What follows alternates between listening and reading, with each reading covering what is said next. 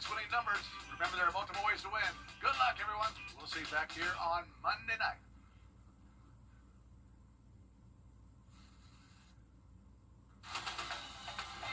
Live from Augusta, we're watching News 1226 at 11. Thank you for watching News 1226 at 11 on WRDW and WHET, and now streaming live on WRDW+. Good evening, I'm Audrey Dick Herbert. We're glad you're joining us, and actually, we're going to start out with weather first. And man, Malik, it was a gloomy day out there full of rain. I'm not a fan of it. I'm holding on to hope for some sunshine here soon. Well, Audrey, I wish I had better news for you, but the gloom. And today was the last day for the Cares for Kids iHeartMedia radio and telethon. Over the last 3 days, we've been sharing the stories of families at the Children's Hospital of Georgia and how you can give back to the hospital.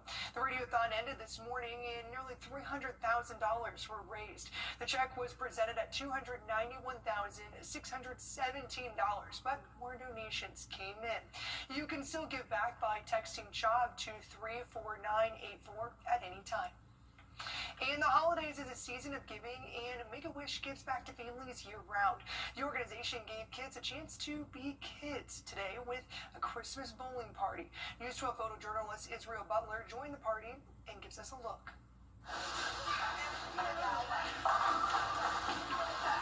I started with Make-A-Wish about 7 years ago, and we feel that it's important that these kids get out and are able to have a couple of hours away from the hardest days of their life that they face. And we give them just a morning out. They're bowling, they're having a great time. Personally, my daughter went through a situation where Make-A-Wish really got us through and gave you something to look forward to, and I thought, what better way to help out than to give back? We came for the Make-A-Wish Christmas party. They do these every year for the kids, and they bring the kids in, bring the parents in, kind of for a family fun day, and then the kids get gifts. It's what Will likes to do. Will likes to fish. We have Santa here. He's about to give out the most important thing that he's here for. He's going to give out their presents for them. We want them to know that they're not forgotten. We want them to know that people really care about them, people love them, and the community is behind them. Oh yeah, Santa was her favorite part. She actually reached out to him this year, and I was surprised because she's normally a little standoffish, so that was fun.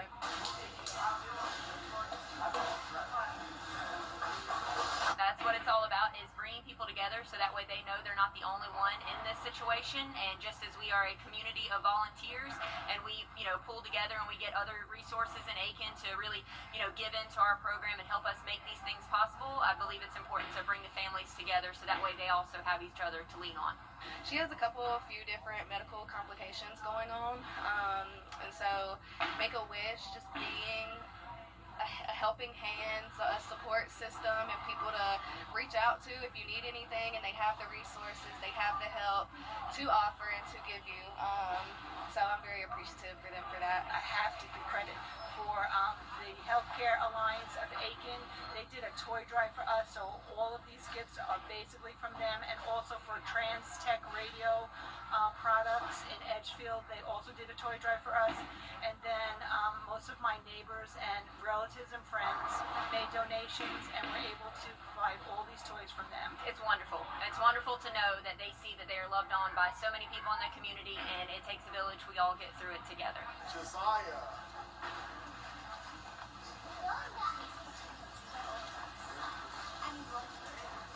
Honestly, I just hope she understands to be appreciative for those around you who do give back, because there are people in life who are generous and generous enough to help kids like her. So I just hope she understands one day that there are people with good hearts in this world, and they are willing to help you. What a sweet story. To learn more about Make-A-Wish or to donate, head to our website, WRDW.com. And speaking of giving back, registration for the James Brown Toy Giveaway opened today.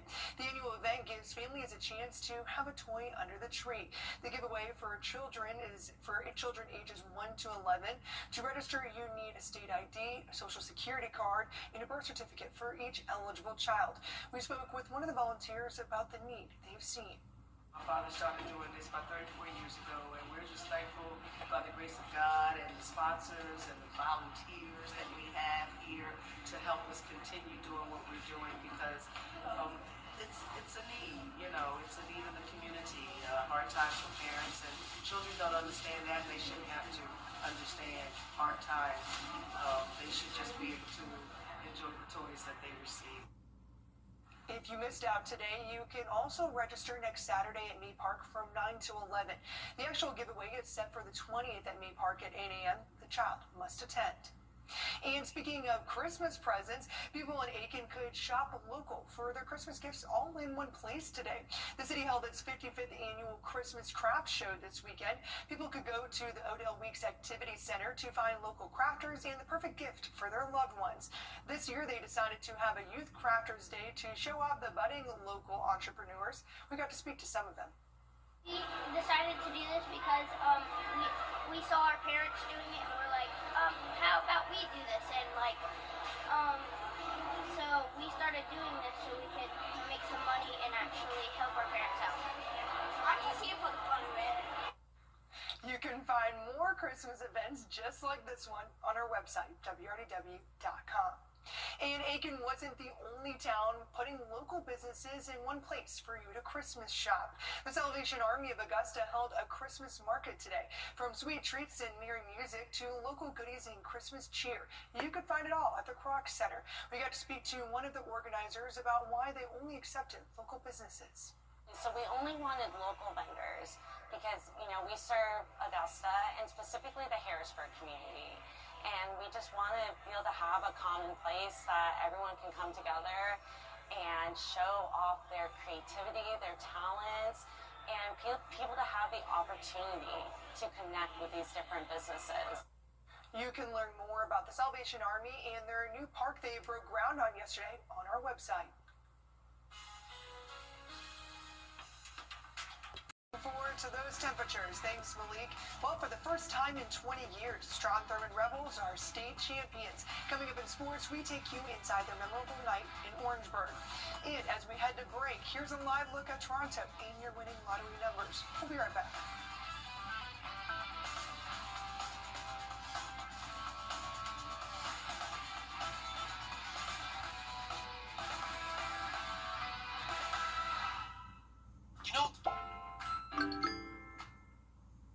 First Alert Radar, powered by Jim Hudson Automotive Group.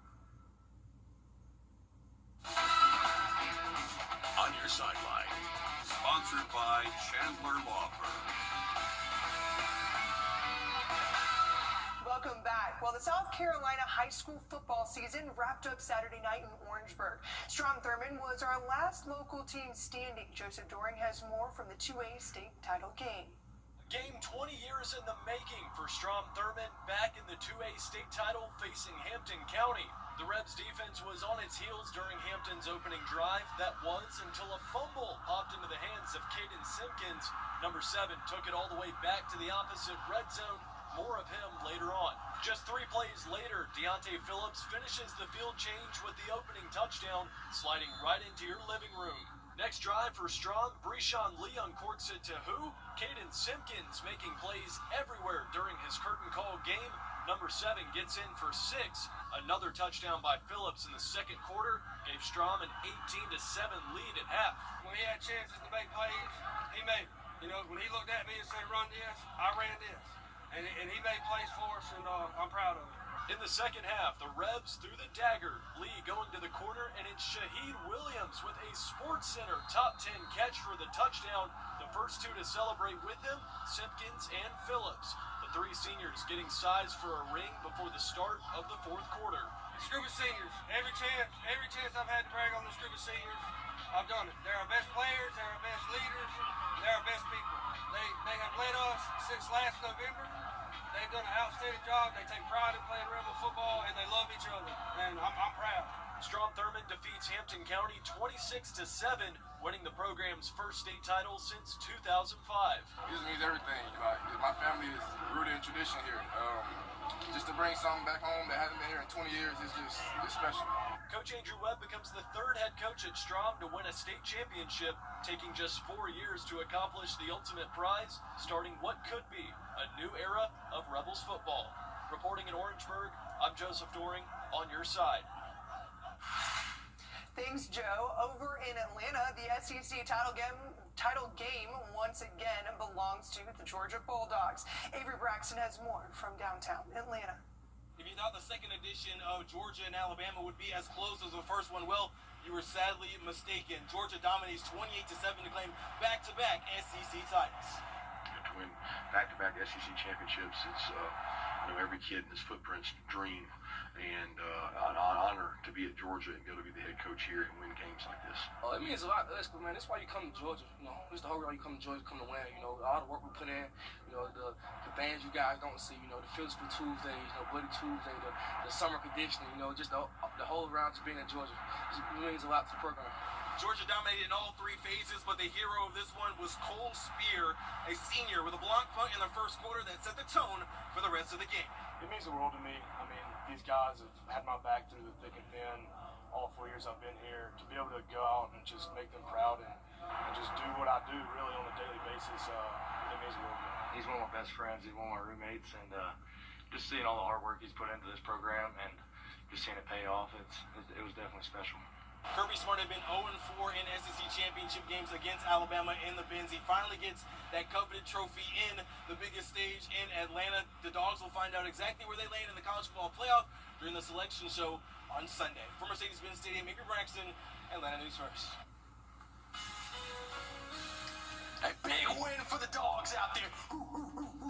Hey, we're taking a look at Audrey's closet. What is she going to wear tomorrow? She's wearing a red hoodie. Not for Kansas City. It's for the Dogs out there. Going to need a hoodie. Hey, because she's a foggy tomorrow morning. So, hey, take your time out there. We'll be right back with more after the break. This holiday season.